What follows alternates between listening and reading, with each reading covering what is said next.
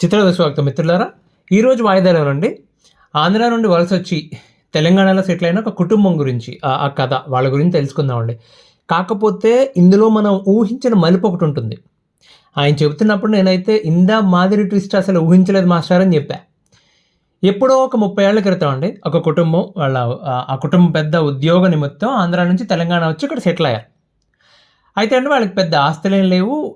ఆ ఇంటి పెద్ద ఎవరైతే చెప్పానో ఆయనకి ఉద్యోగం ఒకటే ఆధారం. వాళ్ళకి ముగ్గురు పిల్లలండి. ముందు ఆడపిల్ల, రెండోది అబ్బాయి, ఇంకొక ఆడపిల్ల ఉంది. అంటే అక్క, మధ్యలో అబ్బాయి, కింద చెల్లెలు ఈయనకి. ఓకేనా. అయితే ముగ్గురు పిల్లల్ని వేసుకుని హైదరాబాద్ మహానగరంలో ఒక ప్రైవేట్ ఎంప్లాయీ బతికించడం అంటే మామూలు విషయం కాదు కదండి. వాళ్ళు ఉన్నన్నాళ్ళు అద్దెంట్లో ఉన్నారండి. అయితే వాళ్ళకి ఊళ్ళో ఏదో పాత ఇల్లు ఒకటి ఉంటే అది అమ్మేస్తే వచ్చిన డబ్బులు తీసుకొచ్చి వీళ్ళు దాచుకున్నది కొంత కలిపి ఇక్కడ హైదరాబాద్లో ఒక ఇండివిజువల్ హౌస్ కొనుక్కున్నారు. ఒక చిన్నది బుల్లిది ఇండివిజువల్ హౌస్. అప్పట్లో అది ఊరి చివర. సరే ఇప్పుడు బాగానే ఉందనుకోండి. అలా నడుస్తుంది.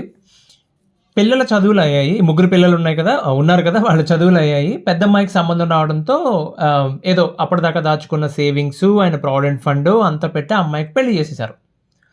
అప్పుడు కూడా కొద్దిగా అప్పు అయిందండి. మిడిల్ క్లాస్ వాళ్ళ ఇంట్లో పెళ్లి జరగడం అంటే అప్పు అవటం రెండు సర్వసాధారణ విషయాలు కదండి. రెండు ప్యారలల్గా జరుగుతాయి. అయితే ఇంకా మిగిలింది ఎంతమంది? ఇద్దరు, ఒక అబ్బాయి, చివరిన అమ్మాయి. ఆ అబ్బాయికి వాళ్ళ చదువులు అయ్యాయండి. అబ్బాయికి సాఫ్ట్వేర్ కంపెనీలో ఉద్యోగం వచ్చింది. ఆ కుర్రాడు ఉన్నంతలో బుద్ధిమంతుడే కాబట్టి ఖర్చులు పోను మిగిలిన జీతం వాళ్ళ నాన్నకి సహాయంగా ఇంటి మీద పెడుతున్నాడు ఆయన. ఏవో కొద్దిగా చిన్న చిన్న అప్పులు ఉన్నాయి కదా మరి. అలా బాగానే నడుస్తుందండి బండి. 2 ఏళ్ల తర్వాత అబ్బాయికి ఒక సంబంధం వచ్చింది. అంటే ఆయన ఏం చెప్పాడంటే, వద్దులే, ఇంట్లో అమ్మాయి ఉంది కదా, ఒక అమ్మాయి ఉంది కదా, ఆమె పెళ్ళి అయ్యాక నేను చేసుకుంటాలే, అంటే వాళ్ళ చెల్లెలకి పెళ్లి చేసిన తర్వాత నేను చేసుకుంటాలే అన్నాడండి. ఆయన తల్లి తండ్రి కూడా ఒకటే మాట చెప్పారు, అరే బాబు ఇంత మంచి సంబంధం రాదురా బాబు, మీ ఇద్దరికి జంట చాలా చక్కగా ఉన్నారు, తర్వాత స్తోమత ఇవన్నీ కూడా సరిపోయింది, చేసేసుకో అంటే వాడు అస్సలు ఒప్పుకోలేదు. ఎందుకంటే ఒకసారి పెళ్ళైన తర్వాత అతని బాధ్యతలు పెరుగుతాయి, ఖర్చులు పెరుగుతాయి, ప్రాధాన్యతలు మారిపోతాయి కదా. ఆ సంబంధం వదిలేసుకున్నారండి. ఈలోపు అనుకోకుండా ఇంటి పెద్ద ఎవరైతే ఉన్నారో ఆయన కుటుంబంతో సహా హైదరాబాద్ వచ్చి సెటిల్ అయ్యాడో ఆయన కాలం చేశాడు. సో కొంచెం మంచి విషయం ఏంటంటే అండి, అనారోగ్యం అయ్యి మంచాన పడి హాస్పిటల్ చుట్టూ తిరిగి డబ్బులన్నీ ఖర్చు చేసేసిన తర్వాత కాకుండా వెనకాల ఏదో పెద్దలు ఇచ్చిన ఇల్లు దాన్ని అమ్మి హైదరాబాద్లో కొన్న ఇల్లు, ఆ ఆస్తి మిగిల్చేసి పెద్ద కూతురు పెళ్ళి అయిపోయింది. ఆ పెళ్ళికి చేసిన అప్పు కూడా తీరిపోయింది అప్పటికి. కాబట్టి మిగిలింది ఏముంది? ఈ అబ్బాయిది వాళ్ళ చెల్లిది పెళ్లి జరగాలి. మరి ఇంకా ఎవరిదండి బాధ్యత? ఇంటి పెద్ద వెళ్ళిపోతే ఎవరిది బాధ్యత? కుర్రోడిదే కదా, ఒక కొడుకున్నాడు కదా. ఇక అతను లేట్ చేయకూడదని చెప్పి ఆ అమ్మాయికి కూడా వాళ్ళకి తగ్గది ఏదో సంబంధం చూసి ఆమెకి చిన్నప్పటి నుంచి అప్పుడప్పుడు చేయించిన బంగారం ఎలాగో ఉంది, అది కాకుండా పెళ్లి నిమిత్తం కొద్దిగా కొనాలి కదా, దానికి కట్నం కూడా ఇవ్వాలి కదండి ఎంతో కొంత. వాళ్ళ నాన్నగారు చనిపోయారు కదా, చనిపోయిన తర్వాత ఆయనకి వాళ్ళ ఆఫీస్ నుంచి వచ్చిన బెనిఫిట్స్ ఉంటాయి కదా, అవన్నీ కట్నానికి సరిపెట్టేశారు. కాకపోతే మరి పెళ్ళికి ఖర్చు అవుతుంది కదా, పెళ్ళి అంటే ఖర్చు బాగానే అవుతుంది కదండి. దానికి అబ్బాయి దగ్గర ఏవో సేవింగ్స్ ఉంటే అవి వాడాడు, అది కాక బ్యాంకులో పర్సనల్ లోన్ తీసుకున్నాడు. మొత్తానికి చిన్నమ్మాయికి పెళ్లి చేసి పంపించారండి. ఇక ఆ ఇంట్లో మిగిలింది ఆ అబ్బాయి, ఆ తల్లి, ఆ ఇండివిజువల్ హౌస్, అంతే కదా. సో వాళ్ళు ఉంటున్న హౌస్ చిన్నదే కానివ్వండి, దాన్ని ఇంకొకళ్ళు అద్దెకి ఉండడానికి అనువుగా లేదు ఆ టైంలో. సో వాళ్ళు ఏం చేశారంటే ఒక పోర్షన్లా తయారు చేసి, కొంచెం డబ్బులు ఖర్చు పెట్టి పోర్షన్లా తయారు చేసి ఎవరో ఫ్యామిలీకి అద్దెకి ఇచ్చారండి. సరే ఇప్పుడు బాధ్యతలన్నీ తీరినాయి, కుర్రాడు మంచి ఉద్యోగం, హ్యాపీగా మంచి జీతం వస్తుంది, సొంత ఇల్లు ఉంది హైదరాబాద్లో. ఏం చేశారు? సంబంధాలు వెతకడం మొదలుపెట్టారు. కానీ ఇంతలో ఏమైంది? ఆ ఇంట్లోకి అద్దెకి వచ్చిన ఫ్యామిలీ ఉన్నారు కదా, ఆ ఫ్యామిలీలో ఒక అమ్మాయి ఉండింది. ఈ అమ్మాయి అబ్బాయి ఒకరికొకరు నచ్చారు. వీళ్ళ అబ్బాయి వాళ్ళ అమ్మగారికి కూడా వాళ్ళ ఫ్యామిలీ పద్ధతులు అన్నీ నచ్చాయి. పైగా ఒకటే క్యాస్ట్. ఇక జోడీ కుదిరేసరికి ఓకే చేసేద్దాం, పెళ్లి చేసేద్దాం, తప్పే అంటే స్తోమత కూడా ఒకటే కాబట్టి చేసేద్దాం అని అనుకున్నారు. ఇద్దరికీ నచ్చింది, రెండు పక్కల నచ్చిందండి. సరే ఫస్ట్ పెద్దవాళ్ళు అనుకున్నారు మీ అబ్బాయికి మా అమ్మాయికి అయితే మంచి బాగుంటుందని చెప్పి. తర్వాత వాళ్ళకి తెలిసింది వీళ్ళు ప్రేమలోనో పాలకోవలోనో ఎక్కడో పడ్డారని చెప్పి. ఇంకేముంది, సై అంటే సై అనుకుని సంబంధం కుదుర్చేసుకున్నారు. సో అమ్మాయి వాళ్ళకి కూడా వెనకాల ఏ ఆస్తిపాస్తులు లేవండి. వీళ్ళకి ఇంకా సొంత ఇల్లు అన్న ఉంది, వాళ్ళకి అది కూడా లేదు కాబట్టి ఇంకా కట్నం కూడా ఏముంది అందులో. పెళ్లి మాత్రం కొంచెం బాగానే చేయాలంటే వాళ్ళు కూడా ఓకే బాగానే చేస్తామని చెప్పి పెళ్లి చేసేసారండి. అయితే చేసేస్తారు సరే, కానీ పెళ్ళికి అమ్మాయికి ఏదో ఒక నగ పెట్టాలి కదా, మళ్ళీ పెళ్లి ఖర్చులు ఉంటాయి. అబ్బాయికి మాత్రం డబ్బులు ఖర్చు అవ్వండి, ఎక్కడి నుంచి వస్తాయండి? మళ్ళీ ఇంకో చిన్న పర్సనల్ లోన్ తీసుకున్నాడు. పెద్దది కాదు, చిన్నదే పర్సనల్ లోన్ తీసుకున్నాడు. ఆయన ఉద్దేశ్యం ఏంటంటే ఆహ్, ఇప్పుడు వాళ్ళ చెల్లెలి పెళ్ళికి చేసిన అప్పు అది తప్ప పెద్ద అప్పులేం లేవు. సరే రేపటి నుంచి ఏం చేస్తాం? బాగుపడదాం. మన ఉద్యోగంలో పెరుగుతున్నాం, కొద్ది కొద్దిగా ఎదుగుతున్నాం, బాగుపడదాం అని చెప్పి.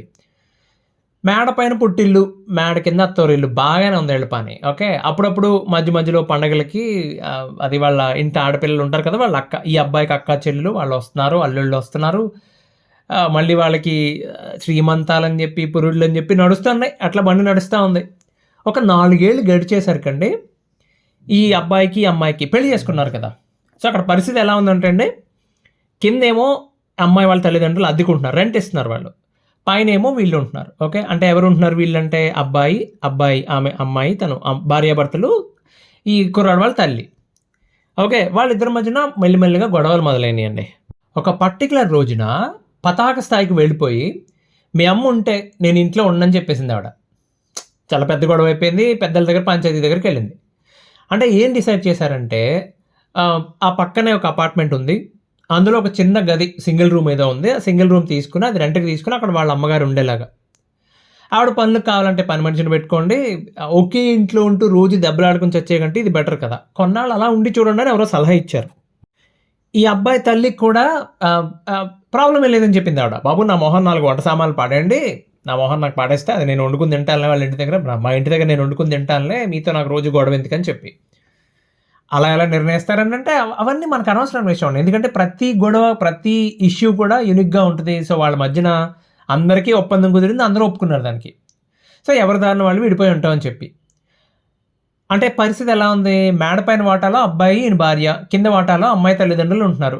ఓకే. వాళ్ళిచ్చే రెంట్ పక్క అపార్ట్మెంట్‌లో అబ్బాయి తల్లి ఉంటున్న ఇంటికి సరిపోతుంది. ఈ రెంటే ఆ డబ్బులు కట్టేస్తున్నాడు అక్కడ అబ్బాయి. సరే కూల్‌గానే ఉంది. కొన్నాళ్ళు బానే నడిచిందండి. కానీ నిప్పన్నాక పుట్టాక కాలకుండా ఉండదు కదండీ! తగలబెట్టేస్తదది. మళ్ళీ గొడవలు మొదలయ్యాయి. ఈసారి చాలా దూరం పోయి ఒక హీటెడ్ మూవ్‌మెంట్‌లో ఆ అబ్బాయి తన భార్య చెంప మీద లాగి పెట్టి కొట్టాడు. ఖచ్చితంగా తప్పే. ఇది ఎవరు చేసినా ఖండించాల్సిందే. ఇక నీతో కలిసి ఉండటం నా వల్ల కాదని చెప్పేసి ఆమె బట్టలు సర్దేసుకొని పుట్టింటికెళ్ళిపోయింది. పుట్టింటికంటే ఎక్కడికండి మేడపై నుంచి కిందకొచ్చిందావిడ. వెంటనే ఏం చేశారంటే అబ్బాయికి అక్క, చెల్లి వాళ్ళ ఫ్యామిలీ వాళ్ళెక్కడో ఉన్నారు కదా! వాళ్ళని పిలిపించారు. వాళ్ళొచ్చి ఏంట్రా బాబు ఇది వాళ్ళ అక్కగారు ఏం చెప్పిందంటే, దెబ్బలాటలు సహజంరా బాబు ప్రతి ఒక్కళ్ళ ఇంట్లోనే ఉంటాయి. ఏంట్రా ఇదని చెప్పి ఆవిడ చెప్పింది. అంత మాత్రానికి విడిపోతారా అని చెప్పి. ఇంకా చెల్లెలు ఆవిడ అబ్బాయి చెల్లెలు ఏం చెప్పిందేమో మా వాడు అసలే మెతక. ఖచ్చితంగా తప్పు ఆ పిల్లదే అని చెప్పి అలా పంచాయతీలు నడిపించారండి వాళ్ళు. ఈళ్ళిద్దరూ ఇంట్లో ఉండగానే ఆ అమ్మాయి తండ్రి కంగారుగా పోలీస్ స్టేషన్‌కెళ్ళిపోయి అక్కడ ఒక కంప్లెయింట్ ఇచ్చారు. ఎవరి మీద? తన భర్త మీద, అత్తగారి మీద, ఇద్దరు ఆడపడుచుల మీద కంప్లెయింట్ ఇచ్చారండి. అతనికి ఏం జరుగుతుందో అర్థమయ్యేలోపు వాళ్ళు 498 కంప్లెయింట్ ఇచ్చేశారు. ఆ తర్వాత కొన్నాళ్ళకి కేసయింది. మెయింటెనెన్స్ కేసయింది. పోలీస్ కాల్సు, ఎంక్వైరీలు, ఇన్వెస్టిగేషన్‌లు జరుగుతున్నాయి. ఒక షాకింగ్ విషయం ఏంటంటే తర్వాత అబ్బాయికి తెలిసిన విషయం, అతను తన భార్య చెంప మీద కొట్టినప్పుడు ఆ అమ్మాయి తండ్రి వీడియో తీశాడు దాన్ని. అంతకుముందు తనెప్పుడు చేయి చేసుకోలే. కనీసం గట్టిగా అరవను కూడా లేదు. ఆ రోజు పరిస్థితి అట్లా వచ్చింది. భయంకరంగా తయారైంది. మాట పెరిగింది. ఆవిడేదో అనుకున్న మాట అంది. ఈయన కొట్టాడు. తప్పే. కరెక్టే. కానీ అంత పర్ఫెక్ట్‌గా వీడియో ఎలా తీశారు? తర్వాత అర్థమైంది ఆ కుర్రాడికి అలా తీశారు అని చెప్పి. సో, ఇట్స్ లైక్ అతను కొడితే వీడియో తీయటం కాదు. వీడియో తీయడానికే అతను అలా కొట్టేటట్టు ప్రవర్తించడానికే చేశారని అనిపించింది మరి. అబ్బాయికి అలా అనిపించింది. మనం ఏం చేయగలం? దాని నుండి ఎలా బయటపడాలో అర్థం కావట్లేదు. చాలా పెద్ద ఎవిడెన్స్ కదండీ అది. చివరికి అడ్వకేట్ సెటిల్మెంట్ కూర్చోబెడితే అవతల పక్క అమ్మాయిని, అబ్బాయిని సెటిల్మెంట్ కూర్చోబెడితే ఆ అమ్మాయి వాళ్ళ తండ్రి కలిసి పెట్టిన ప్రపోజల్ ఏంటంటే ఆ ఇంటిని గనక అమ్మాయి పేరు మీద రాసేస్తే ఆ అమ్మాయి తిరిగి కాపురం చేస్తుందని చెప్పి. అంటే నిన్నటిదాకా వాళ్ళు అద్దెచ్చారు. రేపటి నుంచి ఇతని ఇంట్లో ఉంటున్నందుకు ఇతనే వాళ్ళకి అద్దె కట్టాలి. అదనమాట. కాపురం వద్దనుకుంటే ఈ కుర్రాడు అదే అడిగాడు ఇమ్మీడియట్‌గా. వాళ్ళు ప్రపోజల్ పెట్టిన మరుక్షణం ఈ అబ్బాయి ఏమడిగాడంటే, సరే కలిసి ఉండడానికి కదా కండిషన్ అది. కలిసి వద్దు అనుకుంటే, విడిపోదాం అనుకుంటే ఏంటి కండిషను? అప్పుడు కూడా అదే కండిషన్. ఆ ఇల్లు రాసేస్తే కేసులు వెనక్కి తీసుకొని విడాకులు ఇచ్చేస్తారట ఆవిడ. అది కండిషన్. సో, మధ్యలో ఎవరో కలగజేసుకున్నారంటే ఏమంటే దేనికన్నా న్యాయం ఉండాలి. మరీ ఇంత దారుణమా? అతనుకున్నది ఆ ఇల్లు ఒకటే. మళ్ళీ ఇల్లు మొత్తం అడిగేస్తారేంటి మళ్ళీ? సరే ఇంకో పంచాయతీ చేద్దాంలే, మాట్లాడదామని చెప్పి పంపించారండి. ఈ గొడవల మధ్యలో, పంచాయతీల మధ్యలో ఆ అబ్బాయి తల్లి చనిపోయింది. ఆవిడ కాలం చేసింది. ఓకే. ఆవిడ వెళ్ళిపోవడం ఈ అబ్బాయి మీద చాలా ప్రభావం పడిపోయిందండి. చాలా కృంగదీసింది. అంటే అతని భావం ఏంటంటే, చివరి రోజుల్లో నేను సరిగ్గా చూడలేకపోయాను, ఎక్కడో ఒంటరిగా వదిలేసానన్న భావంలో చాలా ఒక రకమైన నిర్లిప్తత. మీకు తెలిసిందే కదా ఎలా ఉంటదో. ఎవరైనా అబ్బాయైనా, అమ్మాయైనా ఫీలింగ్ చాలా భయంకరంగా ఉంటది. ఆ తంతు జరుగుతున్నన్నాళ్ళు ఆవిడ ఎళ్ళిపోయింది కదా! మరి ఆ కార్యక్రమాలు ఏవన్నా ఉంటాయి కదా! అవన్నీ జరుగుతున్ననాడు కూడా అండి వాళ్ళేమి ఇష్యూ చేయలేదు. అమ్మాయి గాని, అమ్మాయి తల్లిదండ్రులు ఏ ఇష్యూ చేయలేదు. ఆ పనులన్నీ కూడా ఆళ్ళు బానే చక్కబెట్టారు. అదే ఇంట్లో ఉన్నారు కదా మరి. అయితే ఈ అబ్బాయికి మాత్రం ఒక రకం నిరుత్సాహంలో ఉండిపోయి, బాగా విసుగు, కోపం, చిరాకు రకరకాలుగా ఓకే. ఫైనల్‌గా ఒక నిర్ణయానికొచ్చారండి. ఏంటంటే, ఆ ఇంటిని అమ్మేసి అంటే దాని వాల్యూ మార్కెట్ వాళ్ళకి తెలిసిన ఒక ఎగ్జాంపుల్ మార్కెట్ 2,00,00,000 దాకా రావచ్చు. అందులో ఒక రూ. 1,00,00,000 అమ్మాయికివ్వాలని. ఓకే. అతనేం జెప్పాడు, ఏవండీ రూ. 1,00,00,000 కాదు. ఓకే. ఇది పద్ధతి కాదు. సగం ఇస్తా. ఎగ్జాక్ట్‌గా సగం. ఎంతకు అమ్ముడైతే అంతకు సగం ఇస్తా. ఓకే. అని జెప్పాడు. మరి న్యాయం గదా! ఇల్లు అమ్మేస్తే రూ. 1,00,00,000 ఇవ్వాలంటే అది 2,00,00,000కి అమ్ముడవ్వకపోతే ఇంకా తక్కువకైతే ఏంటి పరిస్థితి అని అబ్బాయి భయం. లేదు వాళ్ళు రూ. 1,00,00,000 ఇవ్వాలని చెప్తే ఇక చిరాకొచ్చి అగ్రీమెంట్ రాసాడండి. రైట్. నేను రూ. 1,00,00,000 ఇస్తాను బాబు ఇల్లు అమ్మేసి మీకు. మీరు నా మీద ఏసిన కేసులు తీసేయాలని. సరే. ఒక 4 నెలలు వెతికిన తర్వాత బేరం దొరికిందండి. ఎంతకి? 1,85,00,000కి. ఈ అబ్బాయి ఏమన్నాడంటే అప్పుడు ఏవండీ రూ. 1,00,00,000 కాదు. నేను ముందే చెప్పాను కదా! సో రూ. 1,00,00,000 కాదు. అప్పుడేదో అగ్రీమెంట్ రాసాను గానీ 90,00,000 ఇస్తా. మళ్ళీ ఇంకా నాకు అప్పులున్నాయి తీర్చాల్సినవి అని చెప్పడానికి ట్రై చేశాడండి. కానీ ఆళ్ళు ఒప్పుకోలేదు. ఈయనకి చిరాకొచ్చి సరే తగలడండి ఎలాగోలాగా ముందు వదిలించుకోవడమే కావాలి నాకని చెప్పి రిజిస్ట్రేషన్ పెట్టుకున్నారండి. ఏవండీ రిజిస్ట్రేషన్ రోజున ఆ అమ్మాయి తండ్రి అక్కడికొచ్చారు. వాళ్ళకసలు సంబంధం లేని మ్యాటర్ ఇది కదా! వచ్చారు. ఎందుకు డబ్బులు కలెక్ట్ చేసుకోవడం కోసం. ఆ ప్రాపర్టీ కొనేవాళ్ళు కూడా చెప్పారు. ఏంటండి బాబు నువ్వు ఒక్కడివే సంతకం పెడితే సరిపోదు. నీకొక అక్క, నీకొక చెల్లెలు ఉన్నారు. వాళ్ళ సంతకాలు కూడా కావాలి మాకని చెప్పి. వాళ్ళకి ముందు అబ్బాయి ఇన్ఫార్మ్ చేసాడు. ఏమో ఇలా ఇల్లు అమ్మేద్దాం అనుకుంటున్నాను. వాళ్ళకి తెలుసు. అక్కడ పంచాయతీ జరిగినోడు వాళ్ళు కూడా ఉన్నారు. Okay. Well and good. So వాళ్ళు ఏం చెప్పారంటే అండి, మేము వచ్చేస్తాం 10:30 కల్లా రమ్మని చెప్పారు. ఆయన 10 గంటలకి వచ్చేసారు కుదురుగా. ఈళ్ళు చెప్పినట్టు వచ్చేసారు. రిజిస్ట్రేషన్ టైంకి ముందు ఆధార్ కార్డ్ వెరిఫికేషన్ చేస్తారు కదా! లోపల నుంచి వచ్చి finger print, Aadhaar card verification ఇదంతా ఉంటుంది కదండీ! అక్కడ వెరిఫికేషన్ కోసం ఎళ్ళాలి అన్నప్పుడు వాళ్ళ అక్క, చెల్లి ఒకటే మాట. అరే! మాకొక చెరొక 30,00,000 ఇస్తే సంతకం పెడతాం మేము. ఎవరు? అక్కగారు, చెల్లెలంగారు. ఎంతండి? చెరొక 30,00,000. అబ్బాయి తండ్రి, తల్లి ఇద్దరూ ఈయన కళ్ళ ముందే పోయారు. అప్పుడు కూడా కలగనటువంటి బాధ ఆ కుర్రాడికి చాలా బాధపడిపోయాడండి. అంటే సహజం కదండీ అది. వాళ్ళ వాదన ఏంటంటే మేము కూడా నాన్నకి వారసులమే కదా! వారసులే దేనికి?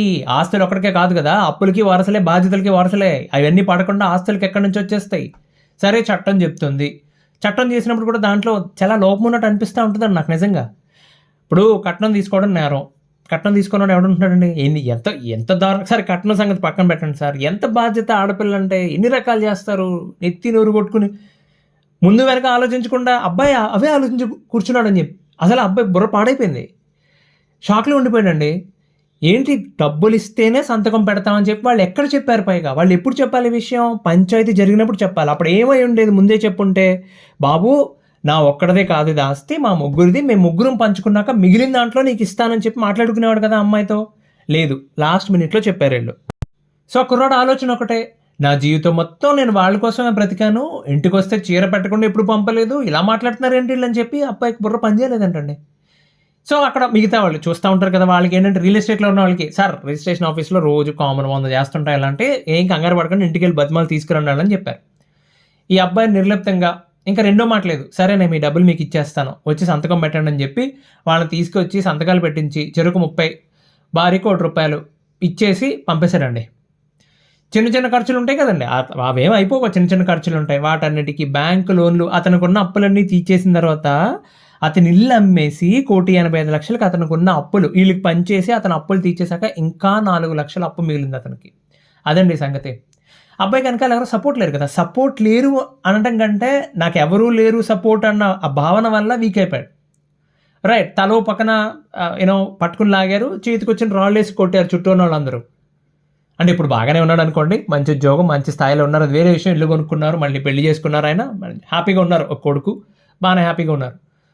కానీ ఆ తర్వాత ఆయన ఫోన్ నెంబర్ మార్చేశాడు. తోబుట్టువులు అసలు వాళ్ళు ఉన్నారా? బతికారా? ఎక్కడున్నారు? ఏం చేస్తున్నారు? అయన్నీ అనవసరం. ఓకే. ఎక్కడున్నాడు ఈ కుర్రాడు కూడా వాళ్ళకి చెప్పలేదు. హైదరాబాద్ వదిలేసాడు ఆయన. నేనైతే ఆ క్షణంలో ఏం సలహా ఇచ్చామనంటే అండి, చెరో 30,00,000 కావాలన్నారు కదా వాళ్ళు. 2 రోజులు ఆగి మాట్లాడదాం అని చెప్పి ముందు ఇంటికెళ్ళి ఆ పిల్లవాళ్ళ బాబుని పైకి రండి మీతో పని ఉంది పర్సనల్గా మాట్లాడాలి మావగారని పైకి తీసుకెళ్ళి బంగాళాదుంప చిప్స్ కోసం చిక్కుతారు చూడండి చక్ చక్ చక్ చక్ అని చెప్పి ముక్కు చిక్కేసి శుభ్రం ఇంట్లోంచి బయటికి గంటేసి ముందాళ్ళని వెళ్ళిపోయి కేసు పెట్టుకోండి నా మీద ఇంటి ఆడపడుచుల మీద కూడా పెట్టుకోండి కేసు అని చెప్పి లాయర్ దగ్గరికి వెళ్ళి మాస్టారు నా ఒక్కడ కేసే తీసుకోవాలి వాళ్ళ కర్మ వాళ్ళు పడతారని చెప్పి అసలు వాళ్ళ తిక్క వాళ్ళ చేత కుదిరిస్తే సరిపోయేది అన్నాడు. తగలబడి ఉండేవాళ్ళు. ఈయన ఆ ఇంట్లో చక్కగా ఆ ఇండివిజువల్ హౌస్లో టెర్రస్ పైన గార్డెన్ పెంచుకొని కింద ఆఫీస్ రూమ్ చేసుకుని హ్యాపీగా లైఫ్ని ఎంజాయ్ చేయమని చెప్పేవాడు నేనైతే. మరి అంతే కదండి, అపాత్ర దానం చేయకూడదు కదా, మహాపాపం. అనవసరమైన వాళ్ళు చేతికి ఇస్తే అది పాపమే, అది డబ్బులు ఇచ్చేస్తే. అలా ఉన్నారండి జనాలు బయట. అంటే అందరూ ఉండరండి, నేనేం జనరలైజ్ చేయటం లేదండి. ఎందుకంటే అండి తల్లిదండ్రులకి పిల్లలకి మధ్య లేకపోతే భార్యాభర్తల మధ్య ఇంత బలమైన బంధం ఇంకోటి ఏదైనా ఉందంటే తోబుట్టుల మధ్య ఉంటుంది. దెబ్బలాడుకోవచ్చు, మాట అనుకోవచ్చు, మాట్లాడుకోవడం మానేయచ్చు కూడా. కానీ ఎవరికన్నా ఏదైనా జరిగిందని తెలిస్తే వాళ్ళ మనసు కలుక్కుమంటుంది, ఎక్కడో ఉంటుంది, రక్త సంబంధం కదా, బాధ ఉంటుంది. కాకపోతే ఇలా తాత్కాలికంగా డబ్బుని చూసి ఇంకేదో చూసి తోబుట్టువులను దెబ్బ కొట్టేసేవాళ్ళని, ఇలాంటి నమ్మక ద్రోహం చేసేవాళ్ళు మాత్రం దూరంగా పెట్టడం ఉత్తమం అండి.